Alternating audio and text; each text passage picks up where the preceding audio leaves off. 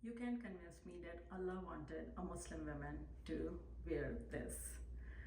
If you believe that Allah wanted a Muslim woman to wear this, please, this video is not for you and I want you to leave and don't watch this video. So for the rest of you, I'm going to share my personal opinion and also some facts about Muslim women clothing and what scholars say. So there are three separate schools of thoughts. First school of thought is the most strict and most conservative, and Wahhabi sect and certain other sect believe in it, and they believe that Muslim women should be covered from head to toe, including her face. Her eye scan shows, some of them believe, and some of them believe only one of her eye can show. So I've actually tried seeing for one of my eye, like closing one eye and seeing, and it's very difficult. You can try it too. It literally gave me a headache.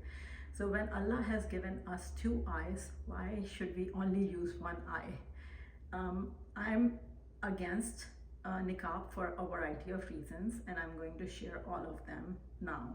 So the thought behind women who use niqab is that even if it's uncomfortable, even if it is difficult, even if it makes them suffer, they are doing it as their submission to Allah, because that's what Muslims believe. We submit to Allah and His will, and they believe that it's the will of Allah and they are doing it just for Allah, and it makes them, it pleases them, it gives them peace, and they feel more pure. However, there are a lot of things that comes with it. It's not that simple. So when a person is fully covered and you can't see their face, it's very difficult for me, and not only me, a lot of other people, to trust that person. First of all, we cannot see their identity. We don't know who they are. Like, they can be one person one time and someone else the other time. We just do not know who that person is. And I'm not going to deal with someone who I just don't know what their face is and I can see their face. And for that reason, in Britain, they are thinking about putting ban on niqab just for in government institutions and schools and certain workplaces for this reason. And they are like, okay, that's perfectly fine if you wear it on streets. So if you're wearing it on streets, it's fine, but it makes me uncomfortable when people are wearing niqab, and if a lot of people are wearing niqab, it will definitely make me uncomfortable. And it's not only me. They did a poll about this in Britain, and 50% of people said they become very uncomfortable when women around them are wearing niqab. So besides that, communication get affected. So when we communicate, only 20 to 30% of communication is verbal. The rest of it is nonverbal cues, our facial expression, our body movements. So if your face is completely covered, you are like taking away that 70% of the communication, and that's why the trust is difficult to get established, because you are not able to communicate with the other person well.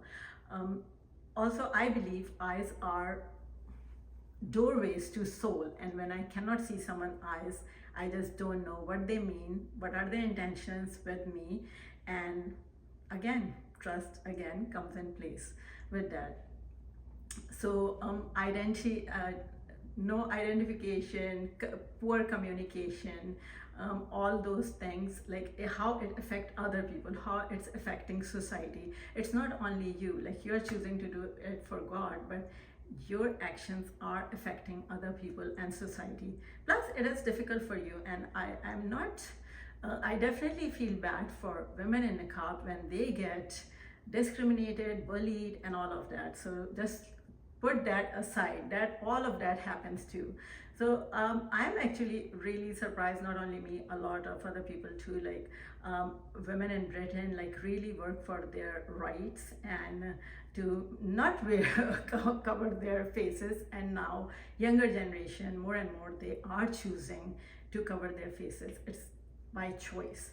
And it's just like I don't know what is going on behind there in Britain. It is just like infested with this kind of ideology, and I'm so glad in America we don't see it um, at all.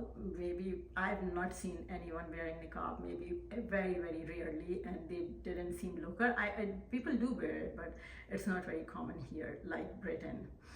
So the second school of thought is, before I move on, I want to emphasize again that no one can convince me that there's any logical, reasonable explanation to wear niqab. Allah make our faces, we have to smell, we have to speak, we have to see. All those very important senses are on our face, and for it to cover, we are like the good things that Allah gave us, we are not using it. For what? For what? And I understood this, like how difficult it is when someone is wearing niqab. When I had to wear a mask during COVID, and it became so difficult to breathe, to speak, and to talk to other people. I have to speak loud.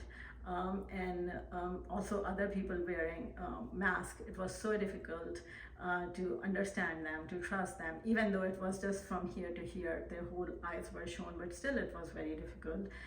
And that's why depression like skyrocketed during COVID, because the human connection was completely disrupted. Second school of thought is where I come from originally, and my family is, and my sect is Hanafi, and there are other sects too, but this is like we believe in the second school of thought, which is considered more moderate, in which a woman should cover her hair, but her face, her hands, and her feet can show. And I absolutely do not have a problem with that. I see girls wearing hijab all the time here. It is not extremely common, but it is, I think, around 20%, 10, not, I wouldn't say 20%, but around 10% of cases I do see women wearing hijab. It's more in Arabic Muslims that I see.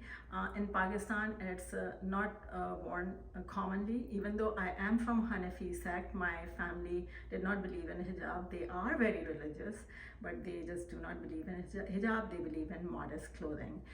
So we wore really loose, modest clothing with a very big wrap around fabric on top of the loose clothes we are wearing, and that's the culture of Pakistan, and that's what most Pakistani women wear, and that's what we were wearing then, and that's what we wear here when we interact with other Pakistanis, and we have dinners, local dinners with Pakistani community. That's what we wear here as well. So even though I was not raised to wear hijab, I absolutely do not have a problem with hijab. When I see a girl with hijab, I always respect her, I admire her, and if she's choosing to do it on her own, I definitely like that. So I do not, I wear it sometimes too, that some people have problems with, but there are times that I wear it when I go to mosque, when I go to a funeral, when I just feel like wearing it during Ramadan or on special occasions. So I have a problem when a girl is forced to wear hijab, because it completely defeats the purpose. Hijab is meant for a girl, for her, the only reason hijab is there is to submit to Allah, and for a girl to do it for Allah, not for anyone else, not for her brother, not for her husband, not for her father.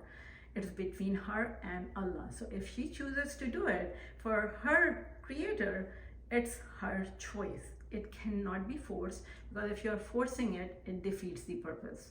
She should be doing it to praise Allah or to submit to Allah. Government shouldn't be forcing it. Husband shouldn't be forcing it. Father shouldn't be forcing it. It is very, very wrong. So that's why I stand so firmly against forced hijab. And the third school of thought, and some of you will say, oh no, this school of thought doesn't exist. Yes, this exists, and I will attach my video on that hijab is not an obligation in the end screen, and in that video I have, in the description section, I have added a lot of resources, including Islamic scholars and students of Islam who believe that hijab is not an obligation.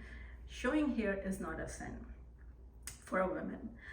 So that's the school of thought that I believe in now, and I just don't believe in wearing hijab, but I have nothing against someone who is wearing hijab. So I think both are right. It all depends on what you believe in. But one thing we all Muslims believe in is modest clothing. So all these three schools of thoughts believe that women should be wearing modest clothing, and it's not only women, a man should be wearing modest clothing, and they should be not only modest in their clothing, they should be modest in their behavior also, the way they interact with each other, and the society should be modest. Okay, thank you so much for watching. I'll see you next time.